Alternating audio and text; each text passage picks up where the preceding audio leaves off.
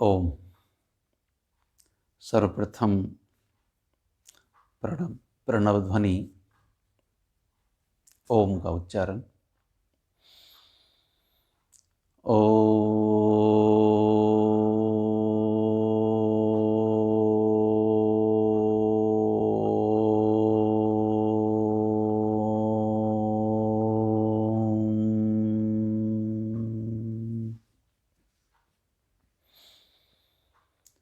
प्रवर पवित्र आत्माओं, वैदिक ज्ञान विमर्श के इस अभियान में आपका स्वागत है, अभिनंदन है। जीवन एक सरल पथ, इस शीर्षक के अंतर्गत व्याख्यान माला जो चल रही है उसका आज ये 5वां भाग प्रस्तुत है। मनुष्य के पास मुख्य तौर पर 2 प्रकार का ज्ञान होता है। एक चेतन जीवात्मा का अपना स्वाभाविक ज्ञान है तथा दूसरा उसे किसी निमित्त से प्राप्त होता है। दूसरा जो ज्ञान है उसे नैमित्तिक ज्ञान कहते हैं। पहला स्वाभाविक ज्ञान है चेतनात्मा का अपना, जो सदा रहता है, और दूसरा ज्ञान उसका नैमित्तिक ज्ञान कहलाता है, क्योंकि वह किसी अन्य निमित्त से ही प्राप्त होता है और किसी विशेष उद्देश्य के लिए प्राप्त होता है। तो संपूर्ण मानव के पास जो नैमित्तिक ज्ञान है वह 4 प्रकार का है। आइए उसका सरल शब्दों में विश्लेषण करने का प्रयास करते हैं। पहला प्रकार मिथ्या ज्ञान, दूसरा संशय ज्ञान, तीसरा शाब्दिक ज्ञान और चौथा तत्व ज्ञान। ये मनुष्य का नैमित्तिक ज्ञान 4 प्रकार का होता है। पृथ्वी मंडल के सभी प्राणी इन 4 प्रकार के ज्ञान की कोटि में कहीं ना कहीं अपना स्थान रखते हैं। मिथ्या ज्ञान क्या है, समझने का प्रयास करते हैं बड़े सरल शब्दों में। मिथ्या ज्ञान, इसे अविद्या भी कहते हैं, इसे भ्रमात्मक ज्ञान भी कहते हैं, भ्रम से भरा हुआ। इसका सीधा अभिप्राय है कि जो वस्तु जैसी है उसे वैसा न मानकर कुछ अन्य प्रकार का मानना, अन्य रूप में स्वीकार करना, ये मिथ्या ज्ञान कहलाता है। अर्थात वस्तु कुछ है और मान हम कुछ और रहे हैं, यह मिथ्या ज्ञान है। यथा कहीं दीवार के किनारे कहीं रस्सी पड़ी है, हम उसे दूर से देखते हैं तो सांप समझ लेते हैं, यह मिथ्या ज्ञान है। सागर के किनारे दूर से हम देख रहे हैं कोई वस्तु है, चमक रही है, लगता है चांदी है, किंतु देखते हैं जाकर तो वह सीपी है। तो सीपी को चांदी समझ लेना मिथ्या ज्ञान है। दूर कहीं रेगिस्तान में जा रहे हैं, दोपहरी तप रही है, बालू गर्म हो गई है और पृथ्वी से ऊष्मा निकल रही है जो लहरों के रूप में दिखाई दे रही है, और उन लहरों में हमें ये लगता है कि शायद दूर कोई जलाशय है, कोई सरोवर है, किंतु जितना आगे बढ़ते हैं उसकी तरफ तो वह और आगे आगे बढ़ता चला जाता है और वह ना सरोवर दिखता है, ना कहीं तालाब दिखता है।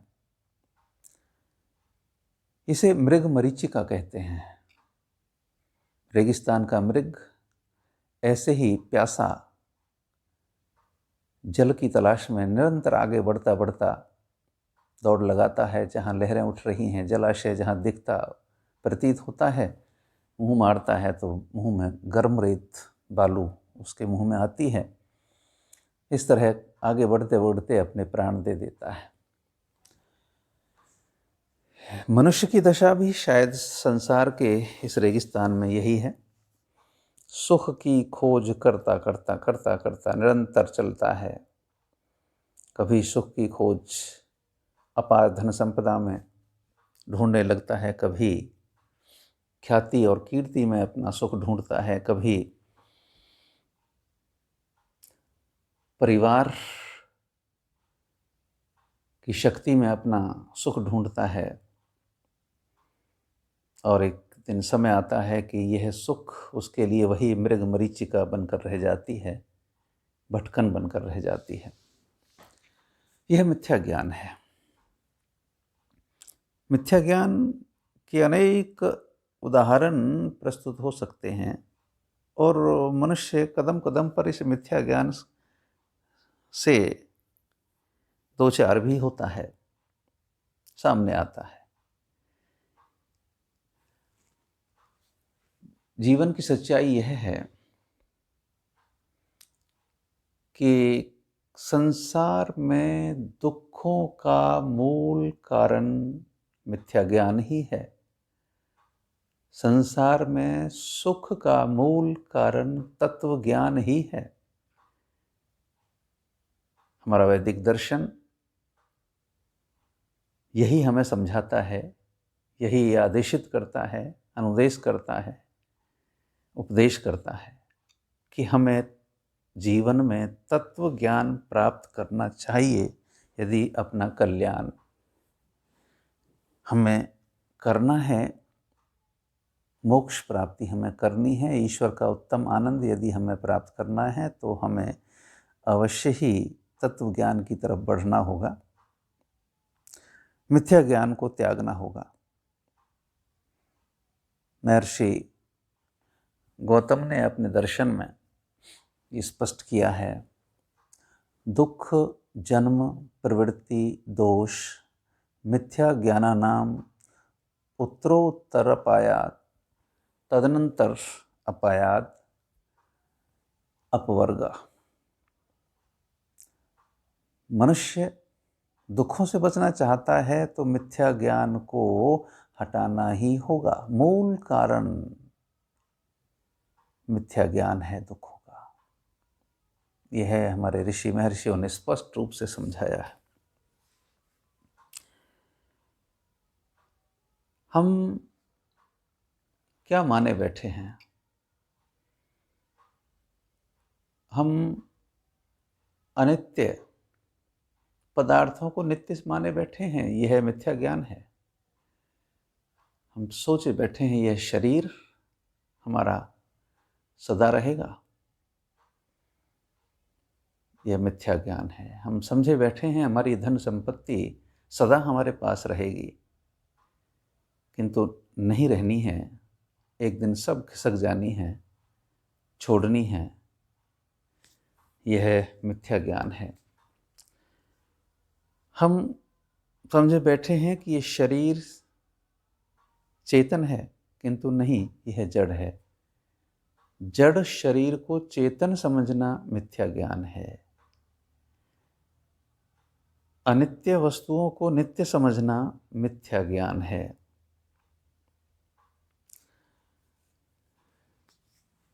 अनेक प्रकार के ऐसे असंख्य उदाहरण इस संदर्भ में दिए जा सकते हैं जहाँ पर मनुष्य भरमाया हुआ है। शरीर में अनेक प्रकार की आदि व्याधियाँ होती हैं, मानसिक और मस्तिष्कीय विकार कई बार बन जाते हैं और हम हैं कि उन्हें कुछ अन्य ही समझ लेते हैं। रोग हैं तो उनका उपचार होता है, औषधियाँ होती हैं, किंतु हम वो औषधियाँ न ढूंढकर कुछ अन्य ही रास्तों पर भटक जाते हैं मिथ्या ज्ञान के कारण।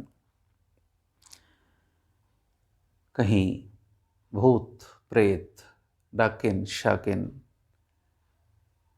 चुड़ैल, फसाद, ऊपरी हवा, निचली हवा, गंडा ताबीज, तरह तरह की क्रियाएं हम कराते हैं इन व्याधियों को, इन शारीरिक रोगों को दूर करने के लिए। ये सब मिथ्या ज्ञान है। इतनी सारी रूढ़िवादिताएं, अंधविश्वास, आडंबर, पाखंड, बुराइयां इस मिथ्या ज्ञान के कारण फैली हुई हैं और लोग अपनी दुकानें खोले बैठे हैं, उनके धंधे चल रहे हैं। हस्तरेखा हम दिखाते हैं, अपना भाग्य टटोलते हैं, मिथ्या ज्ञान है। फलित ज्योतिष पर विश्वास रखते हैं, मिथ्या ज्ञान है। जन्मपत्री, जन्म कुंडली बनवाते फिरते हैं, मिथ्या ज्ञान है। मनुष्य कर्म करता है, जीवात्मा कर्म करने में स्वतंत्र है। न्यायकारी परमपिता परमात्मा उसका फल देता है, किंतु हम उसके फल से बचने के लिए, हम अपने दुष्कर्मों के दंड से बचने के लिए अनेक जगहों पर मत्था टेकते हैं, पहुंचते रहते हैं। उन्हें क्षमा कराने के लिए कितने तथाकथित धर्म गुरुओं के पास हम अनुरोध करते फिरते हैं। यह सब मिथ्या ज्ञान है। अवश्यमेव भोक्तव्यम कृतम कर्म शुभाशुभम, यह सीधा सीधा हमारे नीति शास्त्र का वचन है कि मनुष्य जो भी शुभ या अशुभ कर्म करता है उसका फल अवश्य ही भोगना पड़ता है। कोई भी कर्म क्षम्य नहीं होता, किंतु हम ऐसा समझते हैं कि यह हमें उसका फल न भोगना पड़े, यह क्षमा हो सकता है। यह मिथ्या ज्ञान है। कई वर्ष पहले की बात है, हमारे पड़ोस में एक महिला ने शिशु को जन्म दिया। तीसरे दिन संध्या समय देखा कि उनके घर पर बहुत लोगों की भीड़ जुटी है। जिज्ञासा हुई, कर्तव्य समझकर वहां जाना पड़ा। तो देखा, पता चला कि उस महिला को कोई ऊपरी हवा का रोग हो गया है, ऐसा लोगों ने बताया। वह दृश्य देखा वहां जाकर तो हृदय सन्न से रह गया, बड़ा दुख हुआ। किसी पड़ोसी गांव से वो एक स्याने किसी ओझा को बुला लाए थे और उसने उस महिला की चारपाई के पास एक बर्तन में कुछ अंगारे सुलगाए हुए, अग्नि रखी हुई, उसमें मिर्च डाल दी और सूअर का मल उसने डाला हुआ था और उस बेसुध अचेत पड़ी हुई महिला के बालों को, चोटी को पकड़कर उसका मुख उस अग्नि के ऊपर किए हुए बड़े प्रभावशाली ढंग से इस तरह बोले जा रहा था कि बता तू कौन है, कहाँ से आई है, इसे क्यों तंग कर रही है। पता नहीं किससे संवाद कर रहा था। बड़ा दुख हुआ। तुरंत कर्तव्य समझकर हस्तक्षेप करना पड़ा। ओझा को वहाँ से निकाला गया, भीड़ को इधर उधर किया गया, परिजनों को समझाया गया। तुरंत ही गाड़ी में बिठा उस महिला को अस्पताल पहुंचाया गया। 3 दिन के उपचार के बाद वह महिला स्वस्थ होकर अपने घर पहुंच गई। आज उसका वह शिशु एक सैनिक बनकर देश की रक्षा कर रहा है, सेना में भर्ती है।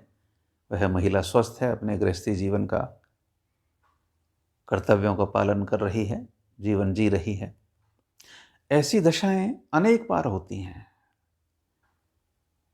कोई रोग है किसी प्राणी को, परंतु उसका उपचार न कराकर अन्य बातों पर भरोसा करना, ये मिथ्या ज्ञान है।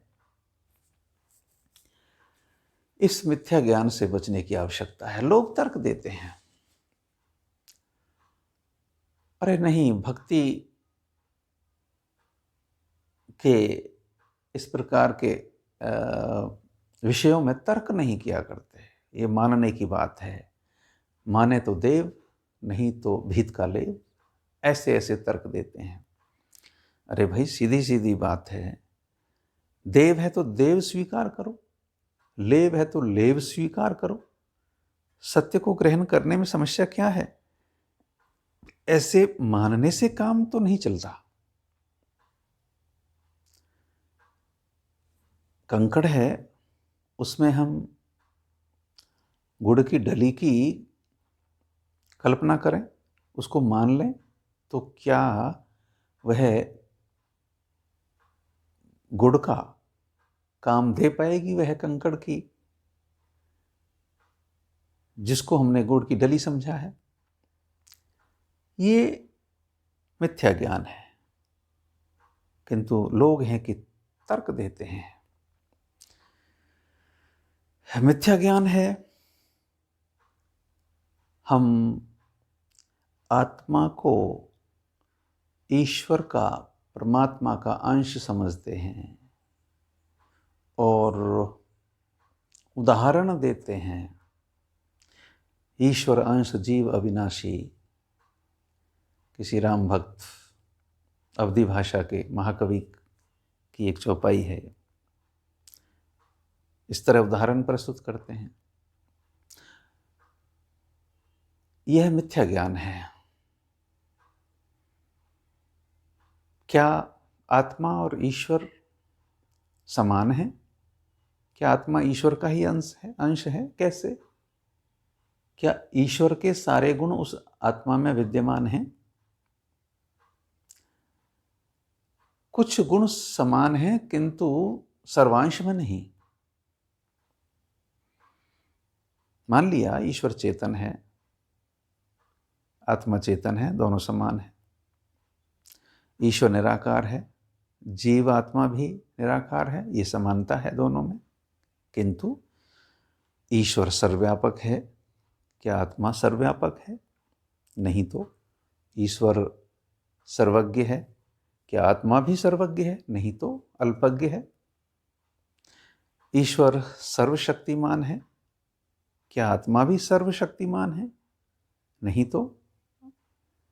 हमारी तो बड़ी अल्प सी सामर्थ्य है, अल्प सा ज्ञान है। हम सर्वव्यापक नहीं हैं। ईश्वर कभी गलत नहीं करता और हम दिन रात गलत ही किए जा रहे हैं, दुष्कर्मों की तरफ बढ़े जा रहे हैं, दिन रात पाप वृत्ति में स्वयं को धकेले हुए हैं। क्या ईश्वर भी ऐसा ही करता है? नहीं तो फिर समान कहाँ हुए? ईश्वर अलग है, जीवात्मा अलग है। दोनों को एक समान समझ लेना, ये मिथ्या ज्ञान है। हमें समझाया जाता है तथाकथित विद्वानों के द्वारा, ईश्वर अवतार लेता है। ईश्वर का अवतार नहीं होता। वैदिक मान्यता के अनुसार वैदिक ऋषि कहता है ईश्वर कभी अवतार नहीं लेता। अवतार जीवात्मा का होता है। अवतार लेना, नीचे उतरना, आगे इस तरह बढ़ जाना, अगला जन्म धारण करना, ये तो जीवात्मा ही शरीर धारण करता है। ईश्वर कभी शरीर धारण नहीं करता। वह सर्वव्यापक है, उसे अवतार लेने की आवश्यकता नहीं है। जीवात्मा को ही अपने कर्मों का फल भोगने के लिए और भविष्य में आगे के लिए कर्म करने के लिए ही जन्म लेने की आवश्यकता है। तो इस अवतार जीवात्मा का ही होता है, परमात्मा का अवतार नहीं होता। यह मिथ्या ज्ञान है, परंतु प्रचलित है, निरंतर प्रचलित है। अधिकांश लोग माने बैठे हैं। ऐसी स्थितियां इस समाज में देखने को मिलती हैं। वैदिक ऋषि कहता है, न तस्य प्रतिमा अस्ति, परमपिता परमात्मा की कोई प्रतिमा नहीं बनाई जा सकती, मूर्ति नहीं होती। वह निराकार है, सर्वव्यापक है, सर्वशक्तिमान है, चेतन है। अब प्रकृति के पदार्थों से कोई प्रतिमा बना लेना, वह ईश्वर कैसे हो सकता है? सीधा सीधा मूर्ति पूजा का निषेध है। ठीक है, मूर्तियां बनाई जा सकती हैं, चित्र बनाए जा सकते हैं। हमारे कितने ही पूर्वज, हमारे महान आत्माएं जो कभी इस पृथ्वी पर, जिन्होंने अपने जीवन के कर्तव्य पूरे किए, श्रेष्ठ आदर्शपूर्ण जीवन उन्होंने जिया, उनके चित्र, उनकी प्रतिमाएं हम रख सकते हैं, बना सकते हैं। किंतु ईश्वर के स्थान पर उनकी उपासना करना, उनको पूजना, इस बात का निषेध हमारे वेदों में है। और सीधा स्पष्ट कहा गया है, न तस्य प्रतिमा अस्ति, ईश्वर की कोई प्रतिमा नहीं होती। कितने ही अन्य संत कवियों ने हमें इस विषय में समझाया है। कितना स्पष्ट कहा है महात्मा कबीर ने, पत्थर पूजे हरि मिले तो मैं पूजूं पहाड़, ताते तो चाखी भली जो पीस खाए संसार। इससे अधिक और सरल शब्दों में कैसे समझाया जा सकता है? ईश्वर की सर्वव्यापकता को समझाने का प्रयास किया कि जाके मुख माथा नहीं, नाही रूप स्वरूप, पुहुप बासते पातरो ऐसो तत्व अनूप। जन सामान्य की भाषा में, जन सामान्य के हितार्थ हमारे ऋषि महर्षियों ने हमें इन वैदिक मान्यताओं और सिद्धांतों को समझाने का प्रयास किया, ताकि हमारा जीवन एक सरल पथ बन सके। किंतु हम हैं कि उन्हें छोड़ने को तैयार ही नहीं हैं। आज से 5000 वर्ष पहले योगीराज, महान चरित्र के नायक श्री कृष्ण ने गौ संरक्षण के लिए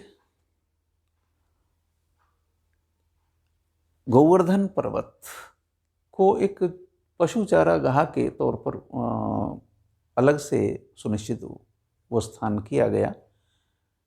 उसे गोवर्धन पर्वत कहते हैं। अब उस गोवर्धन की पूजा अर्चना के लिए भैंस का गोबर रख करके वही कार्य करते रहना, यह सब उसी मिथ्या ज्ञान की कोटि में है। एक नहीं, असंख्य उदाहरण इस विषय में विश्लेषित किए जा सकते हैं। तो सीधा सीधा हमारे वैदिक ऋषियों का संदेश है कि हमें यदि अपने जीवन में अपना कल्याण करना है, सुख चाहना है, परमपिता परमात्मा का उत्तम आनंद प्राप्त करना है और मोक्ष का अनुमार्गी बनना है, तो अपने जीवन से मिथ्या ज्ञान को हटाना होगा और उसके स्थान पर तत्व ज्ञान प्राप्त करना होगा। यह ज्ञान का पहला प्रकार मिथ्या ज्ञान। दूसरा प्रकार है संशय ज्ञान। संशय ज्ञान से अभिप्राय है कि किसी वस्तु के विषय में यह निश्चित न कर पाना कि वह ऐसी है या वैसी है। दोनों भावों में आंदोलित होते हुए रहना, ऐसा ज्ञान मनुष्य का संशय ज्ञान कहलाता है।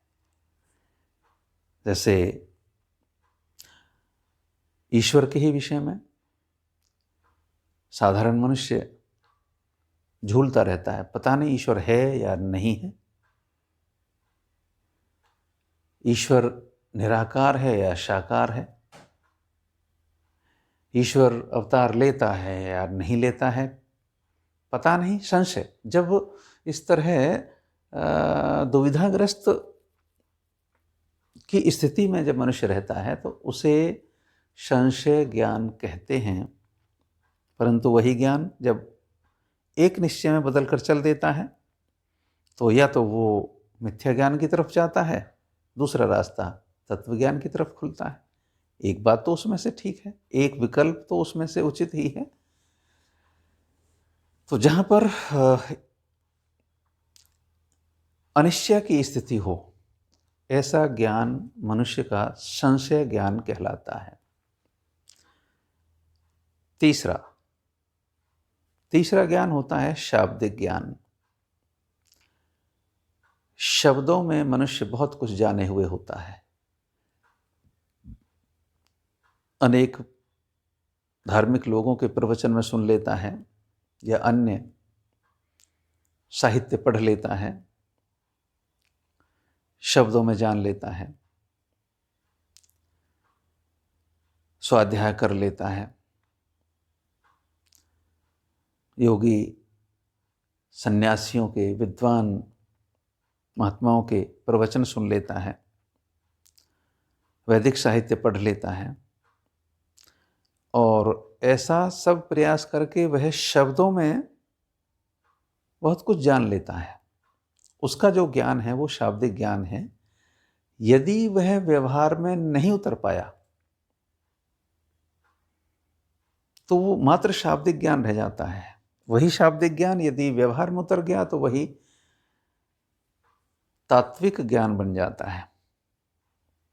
परंतु ये तीसरी स्थिति के भी अनेक लोग हैं जो केवल शब्दों में ही ज्ञान प्राप्त किए हुए होते हैं, उनके व्यवहार में वह ज्ञान ढल नहीं पाता है। समाज में एक बुराई प्रचलित है धूम्रपान की, अन्य भी। बीड़ी के बंडल के बाहर लिखा होता है, सिगरेट की पैकेट के ऊपर लिखा होता है, मद्य शराब की बोतल के पैकेट पर लिखा होता है कि यह स्वास्थ्य के लिए हानिकारक है, इसका सेवन भयंकर रोगों को, असाध्य रोगों को उत्पन्न कर सकता है। नाम लिखे होते हैं रोगों के। शब्दों में हम जानते हैं, हम सभी जानते हैं, शब्दों में लिखा हुआ है, हमने पढ़ लिया है। तो क्या हमने वो जो कुछ पढ़ा उसको हृदयंगम किया, व्यवहार में उतारा? क्या हमने धूम्रपान करना छोड़ दिया? क्या हमने मद्यपान करना छोड़ दिया? नहीं छोड़ा। यदि नहीं छोड़ा तो वह ज्ञान केवल शाब्दिक ज्ञान की कोटि में ही आएगा। यह दशा अधिकांश मनुष्यों की है। हमारे ऋषि महर्षियों ने समझाया, वैदिक दर्शन ने हमें समझाया, सत्य बोलो। तो क्या हमने असत्य बोलना छोड़ दिया? नहीं। हमें समझाया क्रोध मत करो, तो क्या हमने क्रोध करना छोड़ दिया? नहीं। हमें समझाया गया कि जीवन में ईमानदारी का पालन करो, क्या हमने बेईमानी करना छोड़ दिया? नहीं। हमें समझाया गया कि उत्कोच लेना पाप है, रिश्वत लेना गलत है, अनुचित है। तो क्या रिश्वतखोरी बंद हो गई है? नहीं। हम जानते तो हैं, हम जानते हैं कि यह कार्य अनुचित है, किंतु जो कुछ हम जानते हैं वह हमारे व्यवहार में क्रियान्वित नहीं हो पाता। यही दुर्भाग्य है, यह बहुत बड़ी विडंबना है, यह स्वयं के साथ बहुत बड़ा धोखा है। ऐसे ज्ञान को शाब्दिक ज्ञान कहते हैं। चौथा प्रकार है, ज्ञान का चौथा प्रकार है तत्व ज्ञान या तात्विक ज्ञान। इसका अभिप्राय है जो हम जानते हैं, जिस तत्व ज्ञान को हम शब्दों में जानते हैं, हमने अध्ययन कर रखा है, हमें ऋषि महात्माओं ने, योगी सन्यासियों ने समझा रखा है, वह हमारे व्यवहार में उतर चुका है। यदि ऐसा हो गया है तो हमारे पास वह ज्ञान तत्व ज्ञान के रूप में कहलाएगा। यह बहुत अनिवार्य है कि जो हम जाने उसे हम अपने व्यवहार में ढाल लें। हम देखते हैं चूल्हे में अग्नि जल रही है और हमारा ज्ञान ये कहता है कि अग्नि का जो धर्म है वो धर्म है जलाना। यदि हमने अग्नि में हाथ डाला तो वह हमें जला देगी, ये शब्दों में हमें ज्ञात है। तो क्या हम जलती अग्नि में अपना हाथ डालेंगे? नहीं डालेंगे। ये तत्व ज्ञान हो गया। जो हमने जाना वह हमने माना।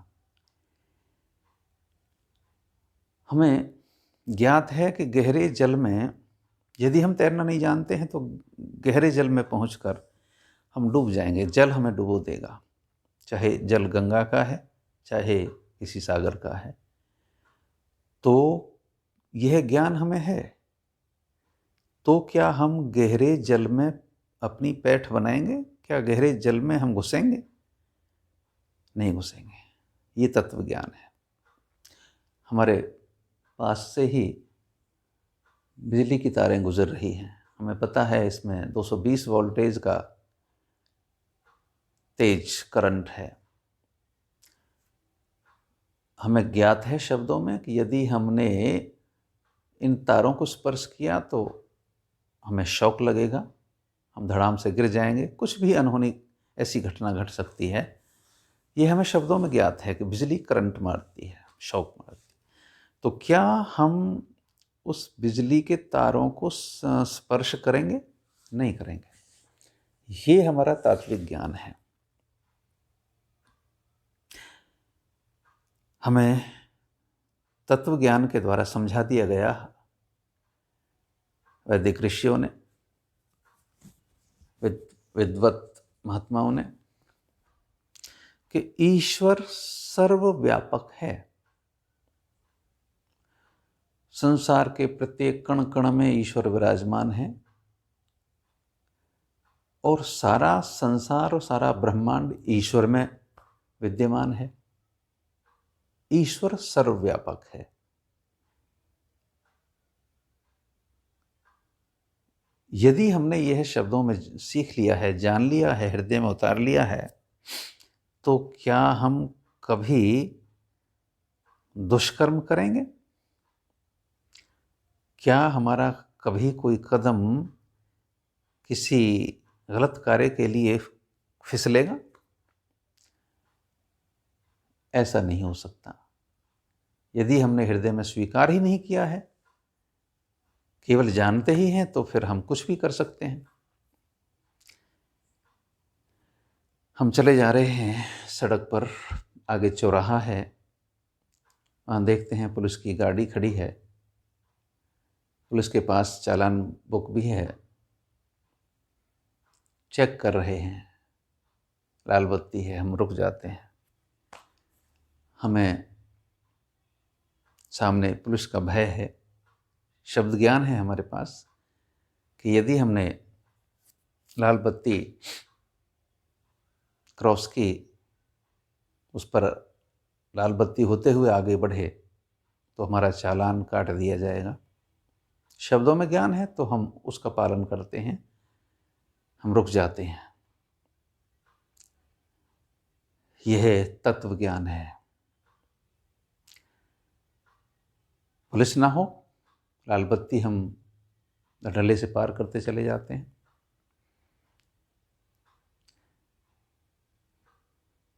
अभिप्राय, मनुष्य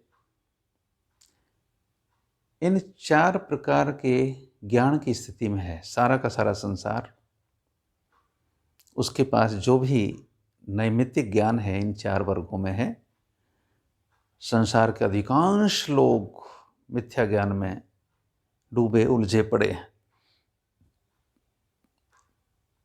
कुछ प्रतिशत संशय ज्ञान में है, और शब्द ज्ञान को मानने वाले, शब्दों का ज्ञान जिन्हें है, ऐसे लोग बहुत कम हैं, और तत्व ज्ञान के मार्गी तो और भी अति अल्प हैं। किंतु इस विश्लेषण का सीधा सीधा सरल अर्थ यही निकलता है, यदि हमें अपने जीवन में अपने लक्ष्य को पाना है, परमपिता परमात्मा के उत्तम आनंद को प्राप्त करना है, अपने मोक्ष के मार्ग का अवलंबन करना है, तो हमें मिथ्या ज्ञान, संशय ज्ञान, शाब्दिक ज्ञान छोड़ तत्व ज्ञान के मार्गी बनना पड़ेगा। तत्व ज्ञान को अपनाना पड़ेगा और उसे अपने व्यवहार में उतारना पड़ेगा। परमपिता परमात्मा सभी जीवात्माओं को तत्व ज्ञान मार्गी बनाए, उन्हें ऐसी सद्बुद्धि प्रदान करे ताकि उन सब का कल्याण हो सके। ओम शम, ओम शम, ओम शम।